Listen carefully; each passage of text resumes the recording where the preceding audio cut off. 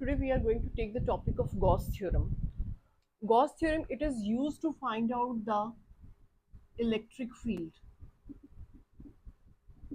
तो इससे पहले भी हमने जितने आर्टिकल्स हैं इलेक्ट्रोस्टैटिक्स में उनमें इलेक्ट्रिक फील्ड को फाइंड आउट किया है. So what is the use of Gauss theorem? Actually this Gauss theorem find out the electric field with the simplified form. The simplified calculations are involved. One thing. Second is it works with symmetric figures. For example, it can be working with the cube, sphere, etc. So to understand the Gauss theorem, first we need to know what Gaussian surfaces are. So first we are going to talk about what the Gaussian surface is. It is a closed surface and it is three-dimensional through which flux of vector means the lines of forces that are passing through that is the flux, and that is per unit area. तो कितनी number of lines per unit area उस surface से जा रही हैं, that is the flux. The gravitational field, the electric field or magnetic field, either of these things we can calculate. Here we are talking about the Gauss theorem in electrostatics, so we are dealing with the electric field. Include the surface. The surface is symmetric surface. The Gaussian is always a symmetric surface. It can be a sphere, cylinder, cube, etc. What are the properties of these surfaces? The surface must be closed. This is the first thing. Second, it must pass through the point where the electric field is to be calculated. In that case only we can find out the flux of that vector field. And third thing, the shape is according to the symmetry of the source. If suppose whatever is the source from where the electric field lines are coming out, we can create a symmetric surface according to that. The reason for that is the field is always normal to the surface at each point and constant in magnitude, and this can only be there if we are taking the shape according to the symmetry of the source. And the fourth important property is that Gaussian surface, it is not going to pass through any discrete charge. There won't be any discrete charge, rather always there will be the continuous charge distribution when we are talking about the Gaussian surface. So what is the reason behind this? If the electric field is discrete, the location of the charge, that will not be defined because we are dealing with the surface. So it is necessary that there should be a continuous charge distribution if we are going to find out the electric field at the Gaussian surface. According to the statement of Gauss theorem, the electric flux that is denoted by phi E is equal to 1 upon epsilon naught times. Epsilon naught is the permittivity of free space, the net charge enclosed by the surface. So the statement according to it, mathematically we can write down the relation as electric flux is equal to 1 upon epsilon naught times, say the charge is Q, times the charge enclosed by the surface, that is equal to Q by epsilon naught. Now this electric flux phi E for any closed surface can also be denoted by the dot product of the electric field and the area enclosed. So this is going as the total area that is taken by the Gauss surface. This thing is equal to Q by epsilon naught. This is the integral form of the Gauss theorem. This is integral form of the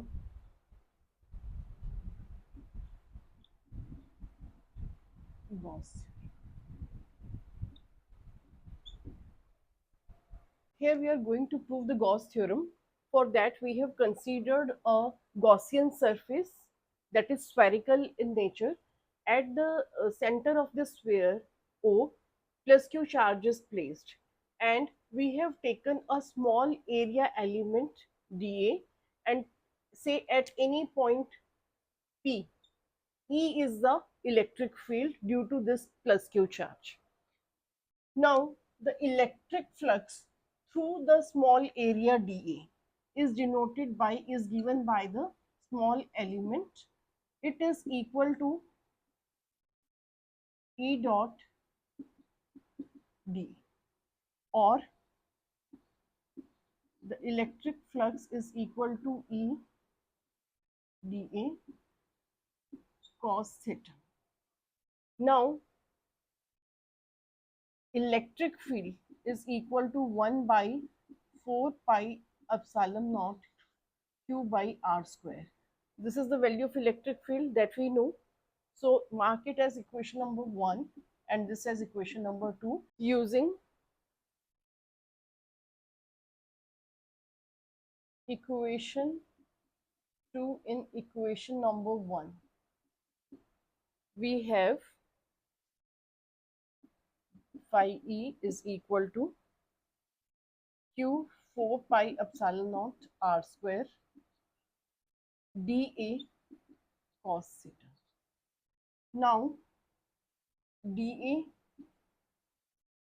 over R square cos theta. This value is equal to the solid angle d omega as shown in the figure. This d omega is the solid angle and this dA cos theta by R square is equal to the solid angle dW. So we'll replace. This thing is equal to Q by epsilon naught du. Now, if we'll integrate both the sides, then we'll get the total electric flux. On integrating both sides,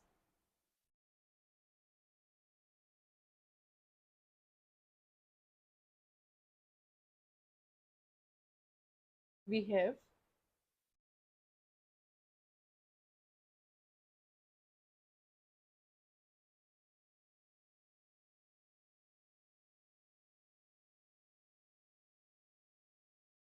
total electric flux phi E is equal to integration of the small solid angle. Now the small solid angle, if we integrate it for the whole of that, the total solid angle for a sphere will be 4 pi. So this value will be equal to Q 4 pi epsilon naught into 4 pi, and 4 pi cancels with 4 pi.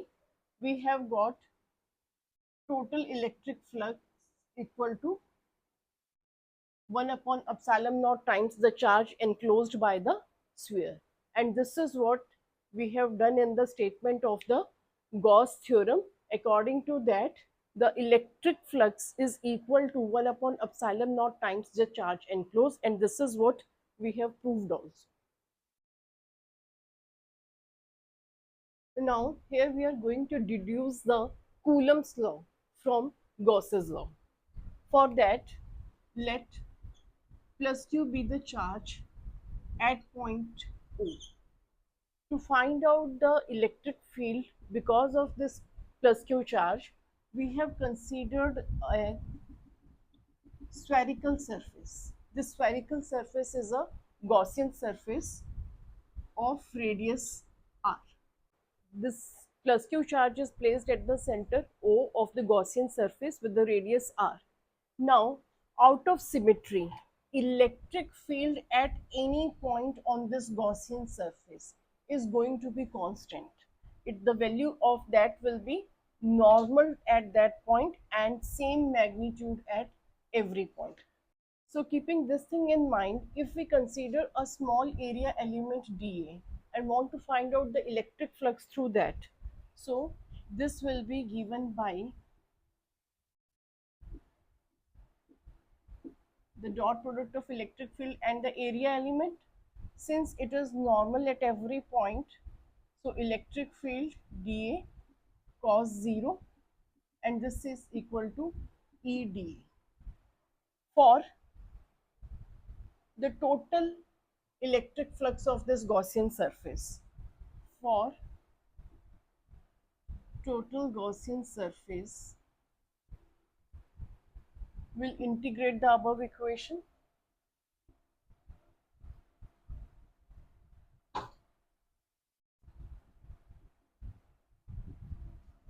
So this will give us the total electric flux phi, and this thing is equal to, since electric field, this is constant, so can be taken outside D.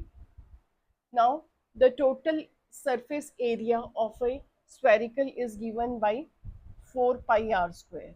So from here we have E into the integration of this total will give us 4 pi r square.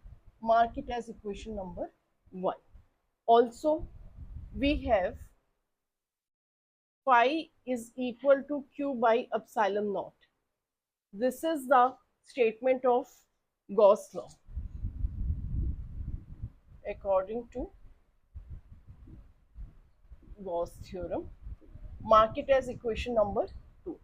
Now we can equate phi equal to 4 pi r square from equation 1 and phi is equal to q by epsilon naught from equation number 2. Equating 1 and 2, we have E 4 pi r square is equal to q by epsilon naught, or electric field is equal to 1 by 4 pi epsilon naught q by r square. So this is the electric field that is calculated for this Gaussian surface, and we have taken help of the Gauss theorem to find out that value. Now if we place a test charge q naught is a test charge around this Gaussian surface, then the force experienced by this test charge due to this plus q charge will be the force between test charge q naught and q is given by q naught into E, and this electric field we have calculated 1 by 4 pi epsilon naught q by r square.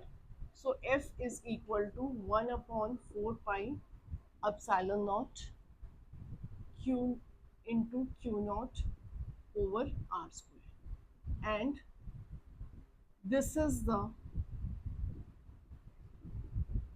Coulomb's law.